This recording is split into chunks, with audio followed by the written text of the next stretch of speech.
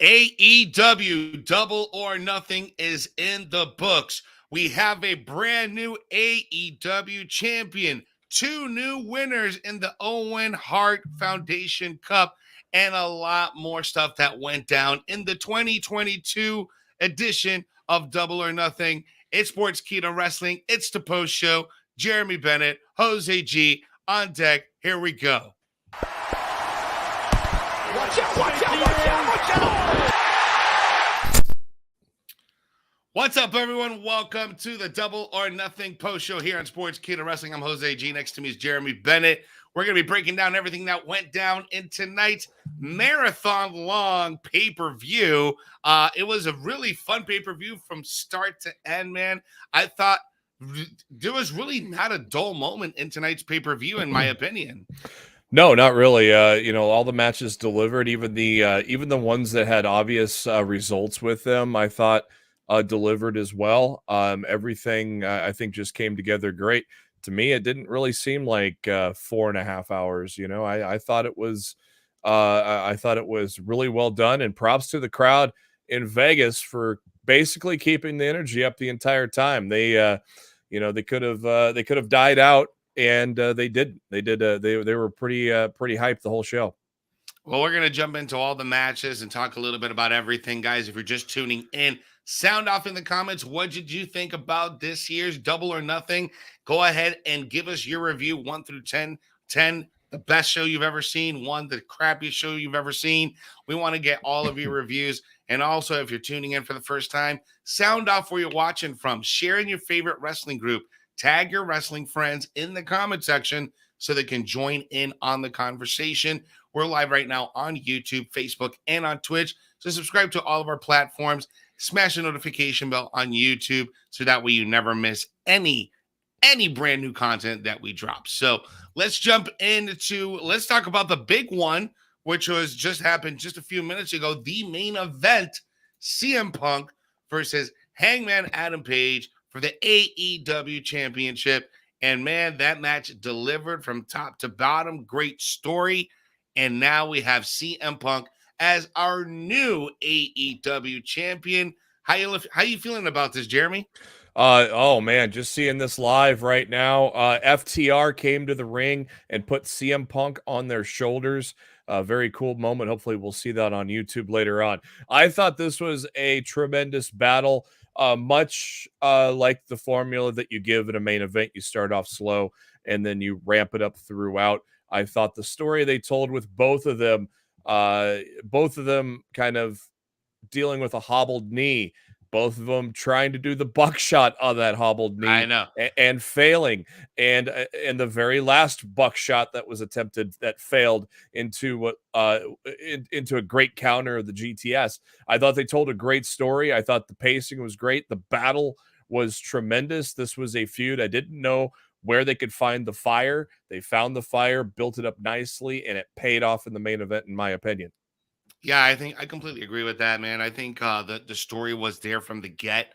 And even towards the end of the match, where you see Hangman Page struggling with should he use this title at his advantage since the referee is down, or should he just stick to being the good guy? And we saw that he gave into being the good guy, and he paid for that with CM Punk taking advantage and being able to become the new AEW champion. Yeah, how about a ref bump that didn't lead to any kind of illegal activity? That was quite interesting and refreshing, to be honest, because you don't see too many ref bumps in AEW, and they did it and didn't.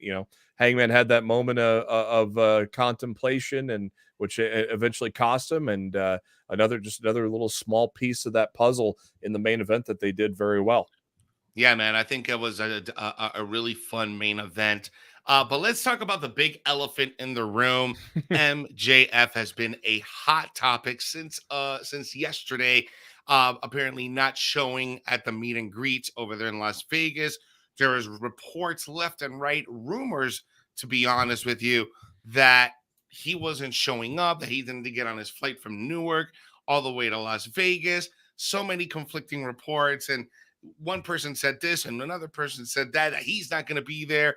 There was even conversations of Goldberg going to be showing up tonight to face Wardlow. And I'm like, first of all, Tony Khan, even though Tony Khan's a billionaire, he probably can't afford an AEW budget to put Goldberg against Wardlow.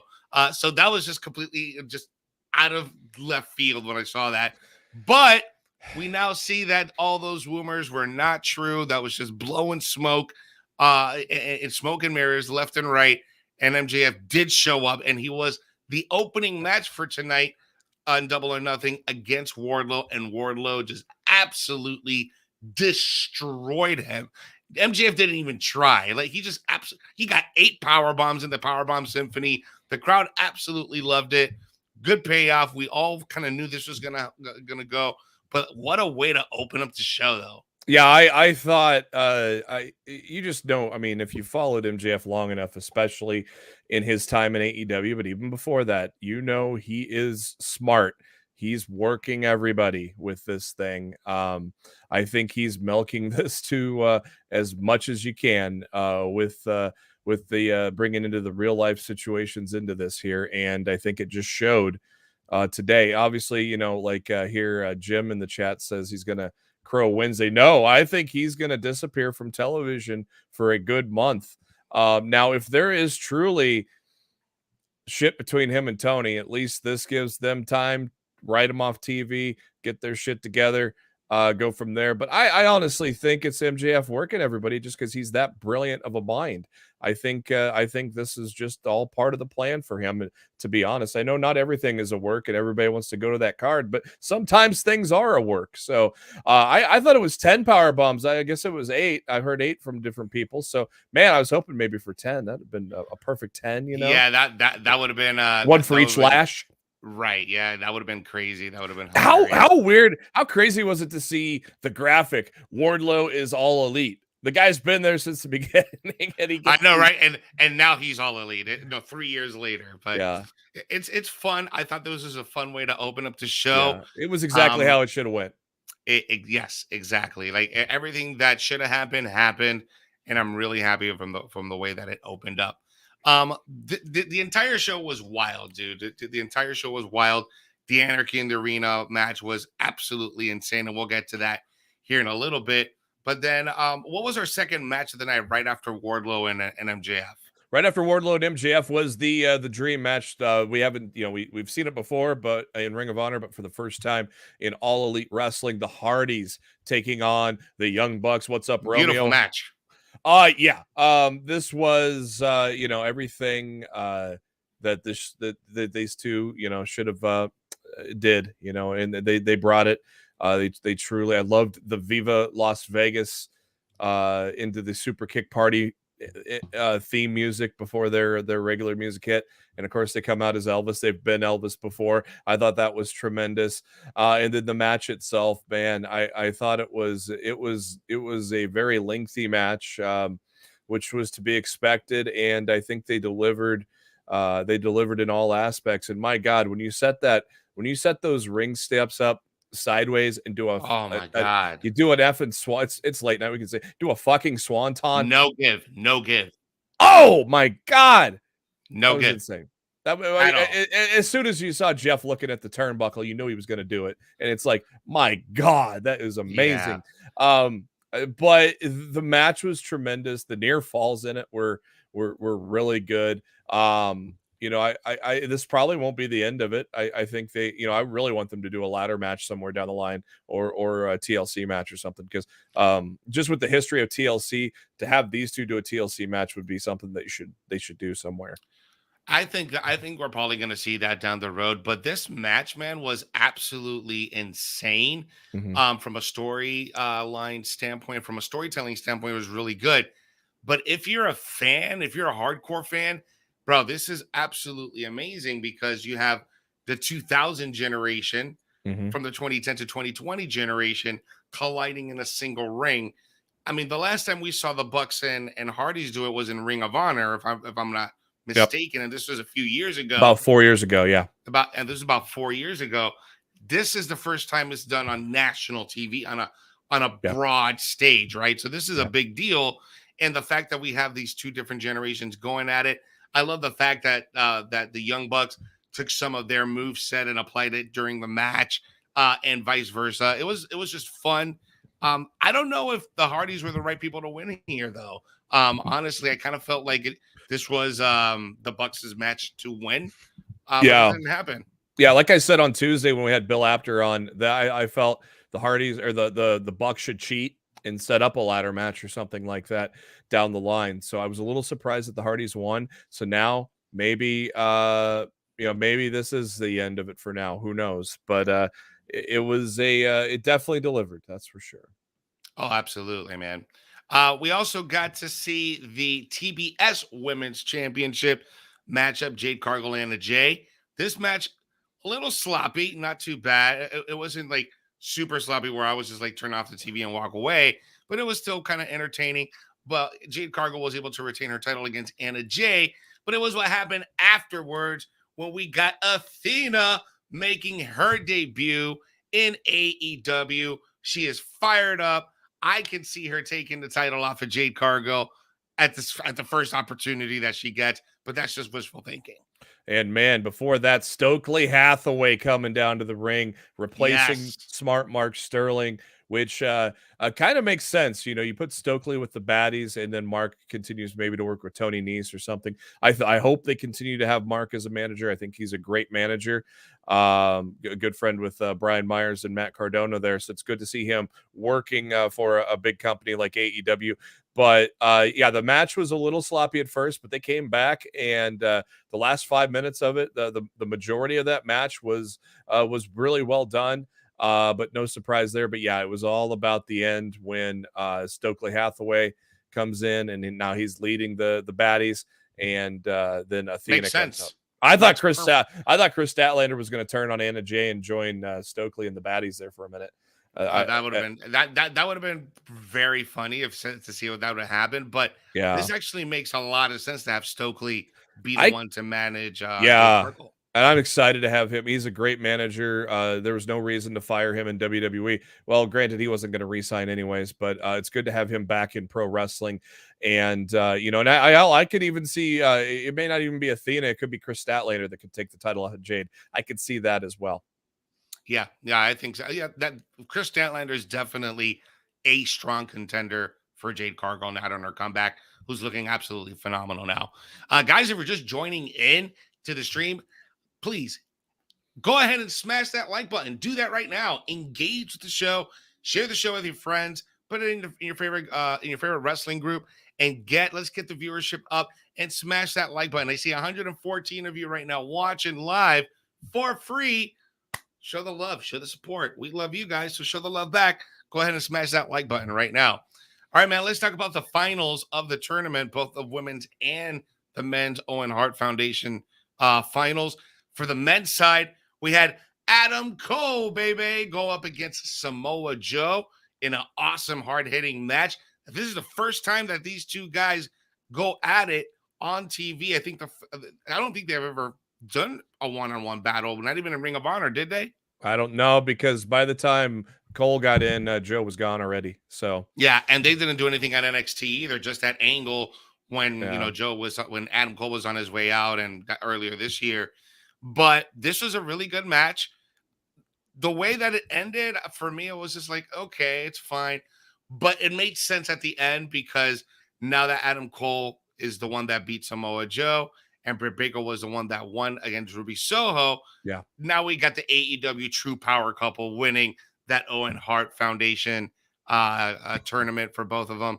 The belts, a nice little throwback to the NWA belt. Yeah. I think you posted that earlier. That was really cool. Yeah. That you were able to find that. But are you happy with the winners of the tournament, or would you like to see a little bit of a different result? No, I am. I love both Cole and Britt, and to have that moment with them together there, I thought was great. I do agree with everybody that thinks Ruby should have won that. I don't disagree with you there. I don't. But as soon as Cole won, I wanted Britt to win. That just made the moment. The thing is that Britt won clean. Like she didn't get any interference or outside help. Yeah, and the Joe match, yeah, both finishes were kind of sudden finishes, so that was kind of Mm-hmm. interesting. I didn't mind the fish interference just because he worked the arm that was being worked on by Cole, so I thought that made that interference made complete sense to me. It was just the finish. I think a lot of people expected Joe to kick out of maybe at least one finisher, but that just goes to show to you that that anybody can fall prey to the boom. And for the women, I thought it was great. Man, having Rancid out there, I got to finally see them in concert about a year ago with Dropkick Murphys, and so it was very cool to see Rancid out there playing Ruby Soho to the ring. Also, the guitar player for Fozzy playing Britt Baker to the ring was pretty cool as well. That match also ended very quickly, but both finals I thought were very, very solid. Yeah, I agree. I think that the women's, to be honest, excuse me for a second, got a cough. To be honest, I felt like the women's final was a more entertaining and more hard fought match than the men's final. Just to be honest, it's just my opinion. The way that the match was put together and the story they told inside the ring Yeah, was, for me, it was a better match compared to the men's. But a lot of the women's matches on this pay per view was actually very, very good. We also had that mixed tag match, the six yeah. person mixed tag match. It was Paige Van Zant, Scorpio Sky, Ethan Page going up against Sammy Guevara, Ty Conti, and Frankie Kazarian, where they, Scorpio Sky and them, they got the win over them. But that was actually a pretty solid match and a pretty good debut match for Paige Van Zandt. Not gonna lie, I mean, I know she's super green. This is her first professional wrestling debut in front of a pay per view, going up against Ty Conti, and everybody's like, taking the brunt of the match, but not bad at all for Paige Van Zandt. I mean, when she dropped that Michinoku driver for a split second, I thought she might have broken Ty Conti's neck. But Ty Conti's a pro; she knows what she's doing. Yeah, yeah, I thought she did a great job in her debut there. Uh, Ty eating that super kick from Sammy, and then later on Twitter saying he's sleeping on the couch tonight. I thought that was funny. Obviously, we're going to have a beef between Kazarian and Sammy Guevara. That's going to be a tremendous match that I look forward to down the line. And then, of course, we saw later on backstage that the next thing up for Scorpio Sky is going to be Dante Martin, and that's going to be another tremendous match to look forward to. And speaking of tremendous matches, heading going a little backwards here, we had another six-man tag, Death Triangle and the House of Oh, Black, a match that we've been looking forward to for a very long time. Obviously, with COVID and injuries and a lot of other things, this has been a while to get to where we got. I loved Little Penta in the entranceway. That was great. I don't know if you that's know what I was calling him? I was calling him Cerito Miedito. I don't know if that's Penta or Ray's kid. I'm not sure whose kid that was. Maybe it was Alex's, but that kid was adorable dressed up as Penta.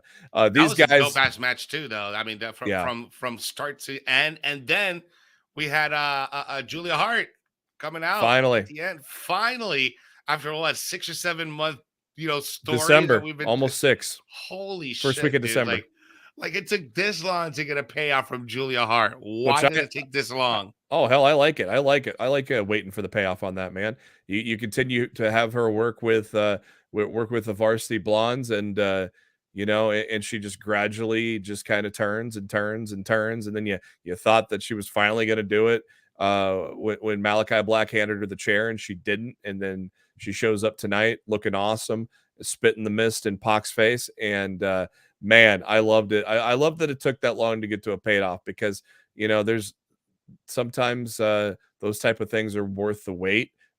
Telling the story that long, stretching it out, it made sense here, and I thought it was a good job. I thought this match would steal the show, but there was 10 men that later on would steal the show and destroy the arena that actually stole the show. But I thought this was probably top 3 match of the night, though, between House of Black and the Death Triangle. I would definitely say this definitely fell in the top 3 for me.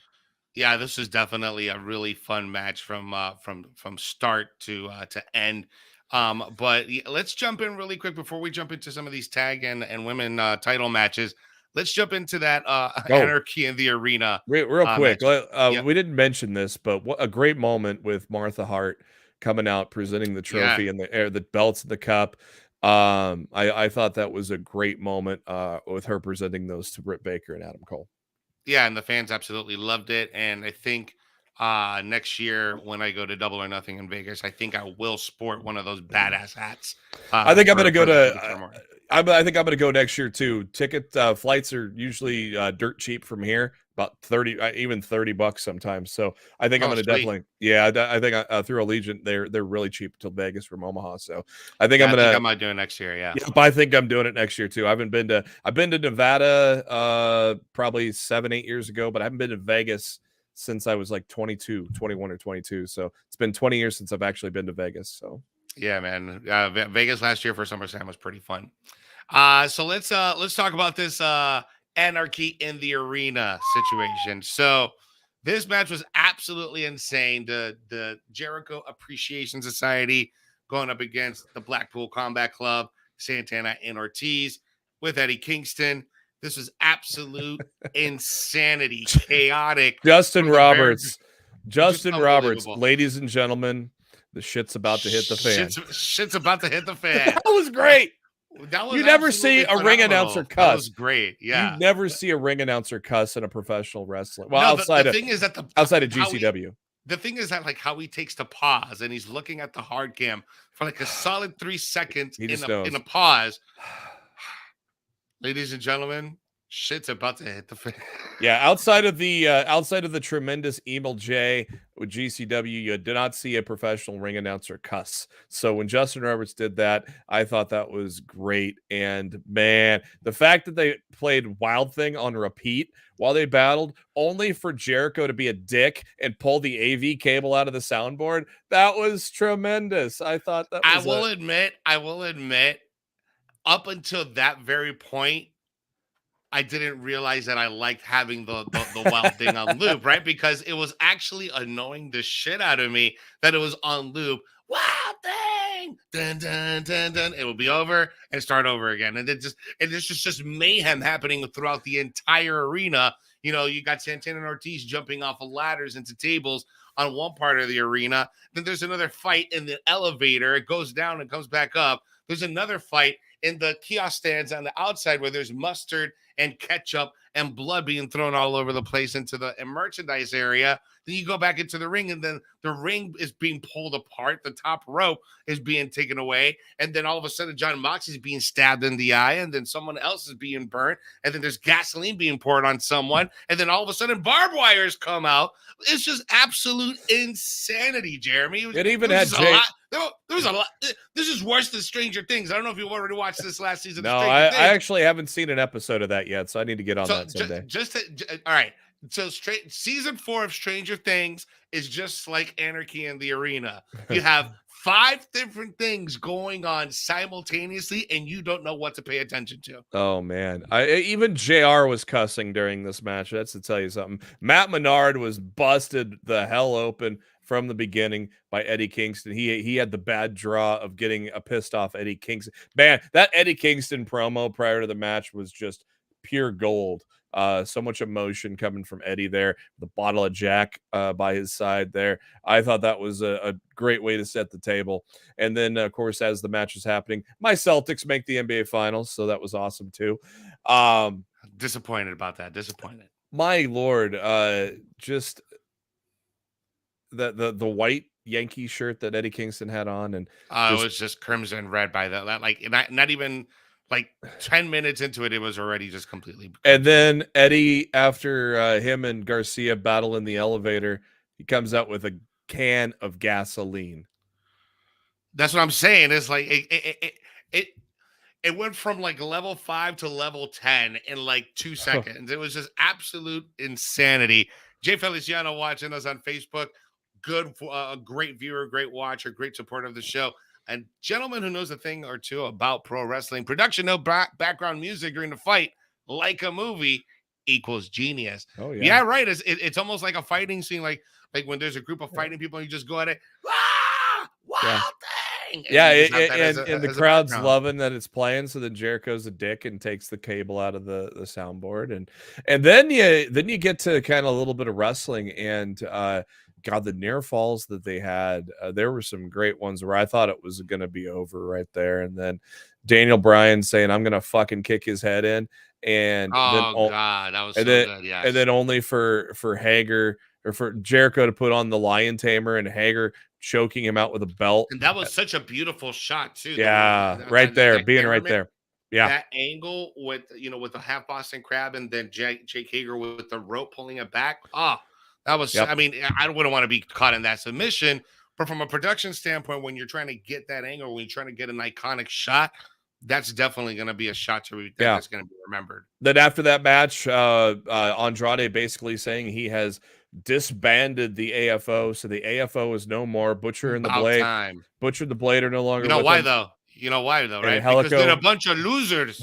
No Angelico anymore, though. I like Angelico. I hope we see him some a little more down the line. But joining him, a new business partner, none other than the one and only former Ring of Honor World Champion Roosh. Oh boy. Roosh. Um, He looks like his leveled up younger brother, don't it? my God, that's going to be a pairing that'll that look out tag division if that's where they're going with it. I don't know, but And BT Dubs, congratulations to Andrade that did get married got married. to Yeah. the Queen, Charlotte Flair, this weekend. So congratulations to you, Andrade. I think most of us already seen the wedding pictures and Yep. videos, and it looked like it was a fun time over there. Darby Allin and Kyle O'Reilly had no much build, about a week-long build when KOR attacked Sting. But let me tell you, 10 minutes, these guys, they brought it. They went balls to the wall. My God, Darby going short on that tope suicida and landing on the, oh man, I thought he was done. I thank God he was fine there.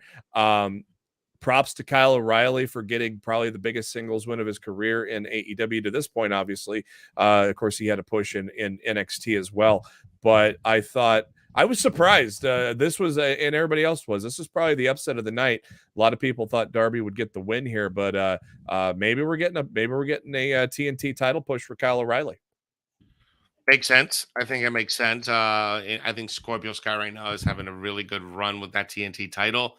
And kind of like what you were saying, there was not a whole lot of build here, but it was very interesting that they went with the Kyle O'Reilly route, because now that Sting is kind of out, where do you put Darby? Because they're kind of like both together, right? So Yeah. maybe this is the time where Kyle O'Reilly steps into that spotlight. I mean, Adam Cole just won the tournament. We have another member of the Undisputed Era, make noise by becoming TNT champion. I mean, I don't know. I think the ingredients are there, man. Especially since he never Yeah. got an NXT run. Yeah, exactly. They had the great blow off match with Adam Cole, which had a lot of interestingly enough, had a lot of callbacks to their great match that not many people probably saw in Dallas during WrestleMania weekend for Supercard of Honor back in 2016. I was in attendance for it. They had a chain match that was just tremendous that closed the show. And they did a lot of callbacks to that in the NXT feud. So it's good to see. I actually, when I was at that Ring of Honor show, stood in line right in front of Kyle O'Reilly at the convenience store. So I got to talk to him for a little bit. Real great guy. So good to see him succeeding in AEW. That's awesome. So let's talk about some of these other championship matches. We did have the AEW Women's World Championship match. It was on the line tonight. Thunder Rosa going up against Serena Deeb.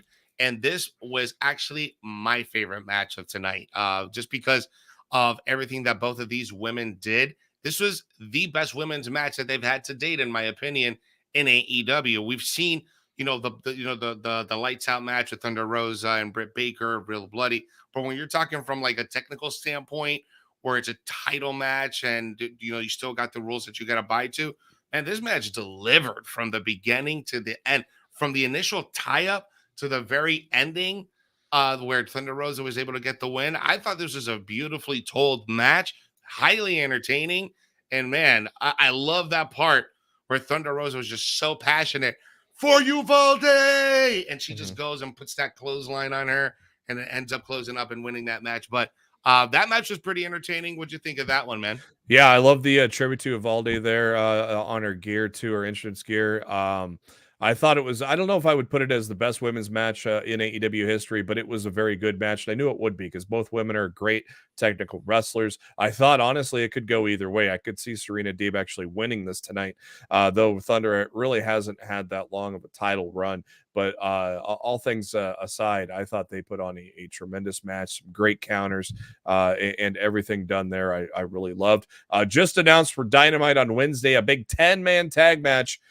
Jungle Boy, Luchasaurus, and Christian Cage team up with the Hardys to take on the Undisputed Elite. And as we just saw a little bit ago in the three-way tag team title match, Jungle Boy and Luchasaurus were able to retain their titles. When Christian had Jungle Boy up on his shoulders, I immediately thought of when Batista had Randy Orton on his shoulders and Triple H gave him the old. Yep. Yeah, I think it's destined to happen. We just don't, it's a matter of when, not if, in my opinion. But yeah, this was another fun match, a really fast-paced triple threat tag team matchup. For being in a tough spot following the anarchy in the arena, they performed they did great.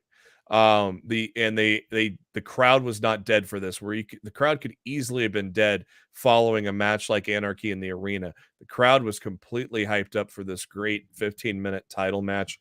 Again, the end had some tremendous near falls where I thought any of the three teams had the win there and they didn't get it. Again, I don't agree with the win here. Jungle Boy and Luchasaurus have had kind of a lackluster title run because it's really lacked any good feuds. There hasn't really been a feud, any kind of personal feud in this at all. No, I think what's going to happen here, I think, is that Christian Cage is going to be the main cause of how they lose their titles. Like something happens where he causes a major distraction and they lose the titles.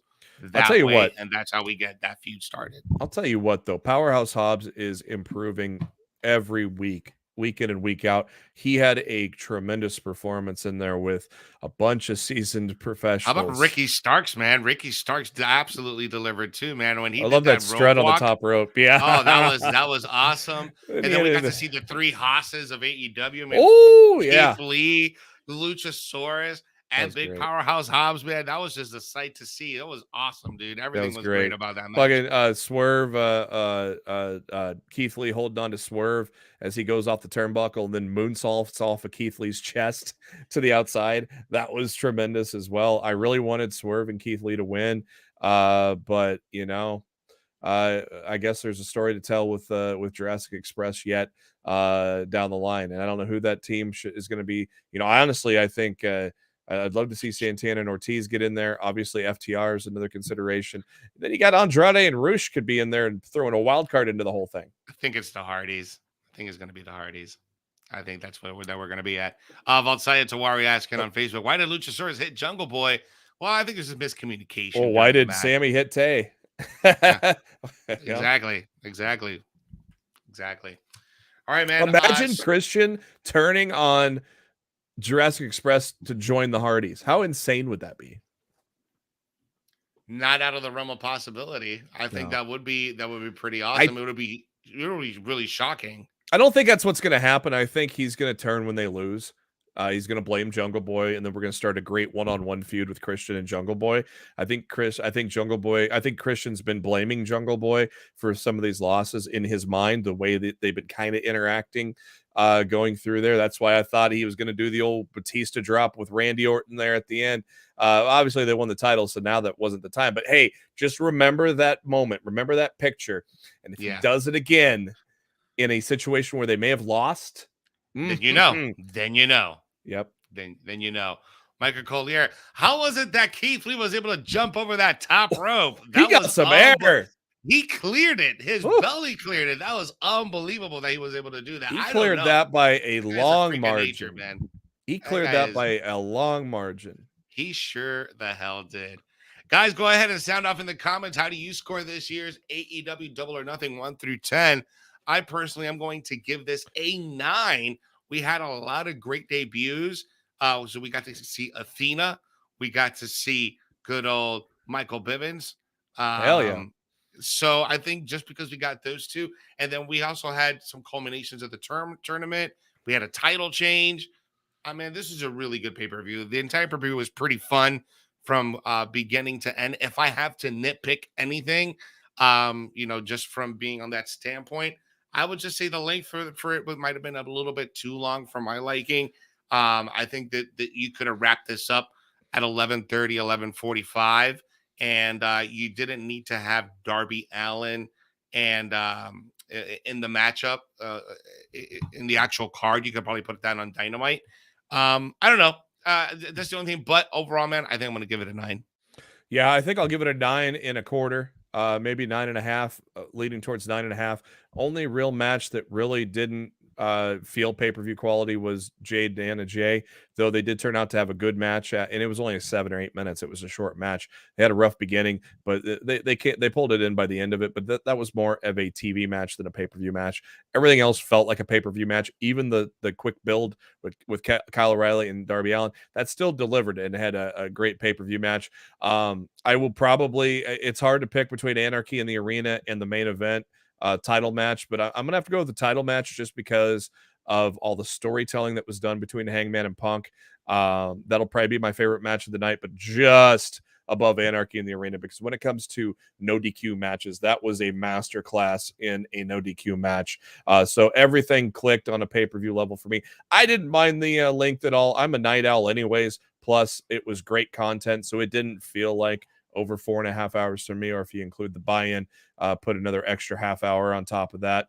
But yeah, I'm going to lean towards a 9.5 because almost everyone delivered on a pay-per-view level on these this lengthy card tonight. Yeah, man, it was it was a really good show. A lot of the viewers here scoring, giving them some high scores, 8, 9s, and 10s. I'm seeing that pretty much across the board here in the chat section. But guys, we really appreciate you. Continue to comment in the comment section. Let us know what you guys thought about it. We got Bricks 718187 to giving it a 9 out of 10. Ozzy giving it a 10. We have Outside giving it a 7.5. Thomas Cleverton 9 out of 10. Michael Collier 8 out of 10. Ricky Castillo going all the way off of the score charts to a 20. Yeah, man. So people are reacting. Oh, he must have mistyped. So the fans are definitely reacting positively to this. We'll see what happens on Wednesday night on the aftermath of Double or Nothing. Once we get to see that, also that 10-man tag and some words from CM Punk as the new AEW champion. So Wednesday should be interesting. Yeah, definitely. We'll look forward to it. See what direction they go after CM Punk finally. Long journey since he's been world champion, and you could see it in his face, the emotion, the tears. It was a truly tremendous moment that CM Punk is back on top of the mountain again, and it'll be interesting to see who shows up next. Maybe Kenny Omega making a return. Who knows? It's going to be cool to see. The landscape has definitely changed now in AEW, so now we got to pay attention to see what happens this Wednesday. We won't be back in a few hours, all right, because it is Monday. It is Happy Memorial Day. We will be we will be doing a show on the holiday. Yeah, we will be doing a show later this afternoon, just a little bit before Raw, to cover the hottest news in wrestling. I'm sure we'll get some follow-up from the media scrum that's happening actually right now from AEW. So we'll probably have some more information on that tomorrow, later in the afternoon. So thank you guys for tuning in. We appreciate you. We love you. Remember to subscribe to our channel on YouTube, Twitch, and on Facebook. Smash that notification bell so you never miss whenever we go live. Give us a follow on our social medias. I'm at Jose G Official on Instagram, Twitter, and on TikTok. You can follow Jeremy Bennett at JB Huskers. So we'll be back tomorrow with the top story right around 6:30 p.m. Eastern Standard Time.